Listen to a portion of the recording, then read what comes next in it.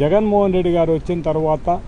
తెలంగాణ వాళ్ళన్నీ కూడా ప్రాజెక్టులు కట్టి ఈ రాష్ట్రానికి అన్యాయం జరుగుతుందనే ఉద్దేశంతోనే మొత్తం మళ్ళీ ఇక్కడ పోతిరెడ్డిపాడు దగ్గర అయితే కింద ప్రాంతాలకు నీళ్లు పోవడానికి అయితేనేమి నెల్లూరు కానీ మద్రాసు కానీ వీళ్ళకందరికీ నీళ్లు 841 ఉంటేనే పైన ఉంటేనే తప్ప నీళ్లు తీసుకునే అవకాశం ఉండే పరిస్థితి. అటువంటిది కాకుండా 800 కూడా ఉన్నాయని కూడా ఈ రాయలసీమ ప్రాంతానికి కానీ లేకుంటే మద్రాసు కానీ నెల్లూరు కానీ దీనిలో ఇక్కడి ప్రాంతాలకు నీళ్ళు ఇవ్వడానికి, అదేవిధంగా ఈ శ్రీశైలంలోని రిజర్వాయర్లో నీళ్ళను అన్నీ కూడా కేవలం ఒక ప్రాంతం వాళ్ళే యూజ్ చేసుకోకుండా కింది ప్రాంతాలకు కూడా పోయి కోస్తా కానీ ఆ ప్రాంతాలకు కూడా ఎటువంటి అన్యాయం జరగకూడదనే ఉద్దేశంతోనే జగన్మోహన్ రెడ్డి గారు అన్ని ప్రాంతాలను సమదృష్టి చూడాలనే ఉద్దేశంతోనే ఈ రాయలసీమ ఎత్తిపోత పథకం పెట్టడం. కేవలం ఫ్లడ్ వచ్చినప్పుడు మాత్రమే ఈ రాయలసీమకు సంబంధించిన వాటర్ తీసుకోవడానికి రోజు 3 టీఎంసీల మాదిరి నెల రోజులు ఉంటే ఒక 100 టీఎంసీలు తీసుకొని ఈ రాయలసీమ ప్రాంతానికి అయితేనేమి నెల్లూరుకి అయితేనేమి మద్రాసుకి అయితే నీళ్ళు ఇవ్వడానికి అవకాశం కల్పించాలనే ఉద్దేశంతోనే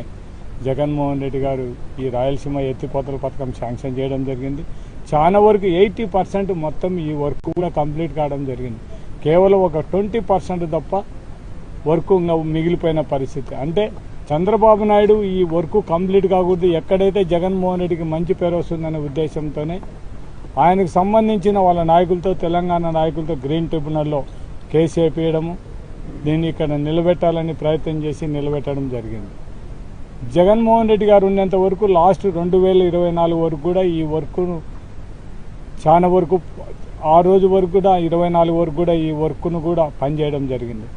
కేవలం తెలుగుదేశం గవర్నమెంట్ 2004లో వచ్చిన తర్వాత చంద్రబాబు నాయుడు మామూలుగా ఏ ముఖ్యమంత్రి కానీ ఈ భారతదేశంలో సొంత రాష్ట్రాలను ప్రయోజనాలను కాలరాసే విధంగా ఇంకొక రాష్ట్రానికి మేలు చేసే విధంగా తెలంగాణ కోసం వాళ్ళ కోసం ఈ లిఫ్ట్ ఇరిగేషన్ స్టాప్ చేసి మనం నేషనల్ ట్రిబ్యునల్లోనే కూడా కేసుకు లాయర్ను పెట్టకుండా మొత్తం ఈ శ్రీశైలం రిజర్వాయర్ కింది ప్రాంతాలు అయితేనేమి రాయలసీమ ప్రాంతాలు అన్యాయం జరిగే విధంగా నిర్ణయం తీసుకోవడం అనేది దురదృష్టకరం. జగన్మోహన్ రెడ్డి గారు వచ్చిన తర్వాత తెలంగాణ వాళ్ళన్నీ కూడా ప్రాజెక్టులు కట్టి ఈ రాష్ట్రానికి అన్యాయం జరుగుతుందనే ఉద్దేశంతోనే మొత్తం మళ్ళీ ఇక్కడ పోతిరెడ్డిపాడు దగ్గర అయితే కింద ప్రాంతాలకు నీళ్లు పోవడానికి అయితేనేమి నెల్లూరు కానీ మద్రాసు కానీ వీళ్ళకందరికీ నీళ్లు 841 ఉంటేనే పైన ఉంటేనే తప్ప నీళ్లు తీసుకునే అవకాశం ఉండే పరిస్థితి. అటువంటిది కాకుండా 800 కూడా ఉన్నాయని కూడా ఈ రాయలసీమ ప్రాంతానికి కానీ లేకుంటే మద్రాసు కానీ నెల్లూరు కానీ దీనిలో ఇక్కడి ప్రాంతాలకు నీళ్ళు ఇవ్వడానికి, అదేవిధంగా ఈ శ్రీశైలంలోని రిజర్వాయర్లో నీళ్ళను అన్నీ కూడా కేవలం ఒక ప్రాంతం వాళ్ళే యూజ్ చేసుకోకుండా కింది ప్రాంతాలకు కూడా పోయి కోస్తా కానీ ఆ ప్రాంతాలకు కూడా ఎటువంటి అన్యాయం జరగకూడదనే ఉద్దేశంతోనే జగన్మోహన్ రెడ్డి గారు అన్ని ప్రాంతాలను సమదృష్టి చూడాలనే ఉద్దేశంతోనే ఈ రాయలసీమ ఎత్తిపోత పథకం పెట్టడం. కేవలం ఫ్లడ్ వచ్చినప్పుడు మాత్రమే ఈ రాయలసీమకు సంబంధించిన వాటర్ తీసుకోవడానికి రోజు 3 టీఎంసీల మాదిరి నెల రోజులు ఉంటే ఒక 100 టీఎంసీలు తీసుకొని ఈ రాయలసీమ ప్రాంతానికి అయితేనేమి నెల్లూరుకి అయితేనేమి మద్రాసుకి అయితే నీళ్ళు ఇవ్వడానికి అవకాశం కల్పించాలనే ఉద్దేశంతోనే జగన్మోహన్ రెడ్డి గారు ఈ రాయలసీమ ఎత్తిపోతల పథకం శాంక్షన్ చేయడం జరిగింది. చాలా వరకు 80% మొత్తం ఈ వర్క్ కూడా కంప్లీట్ కావడం జరిగింది. కేవలం ఒక 20% తప్ప వర్క్ మిగిలిపోయిన పరిస్థితి. అంటే చంద్రబాబు నాయుడు ఈ వర్క్ కంప్లీట్ కాకూడదు, ఎక్కడైతే జగన్మోహన్ రెడ్డికి మంచి పేరు వస్తుందనే ఉద్దేశంతోనే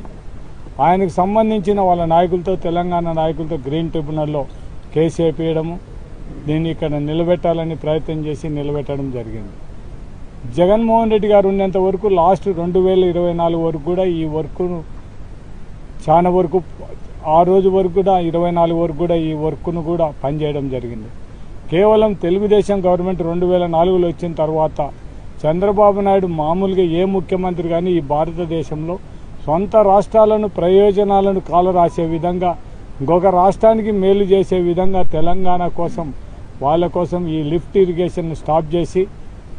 మనం నేషనల్ ట్రిబ్యునల్లోనే కూడా కేసుకు లాయర్ను పెట్టకుండా మొత్తం ఈ శ్రీశైలం రిజర్వాయర్ కింది ప్రాంతాలు అయితేనేమి రాయలసీమ ప్రాంతాలు అన్యాయం జరిగే విధంగా నిర్ణయం తీసుకోవడం అనేది దురదృష్టకరం.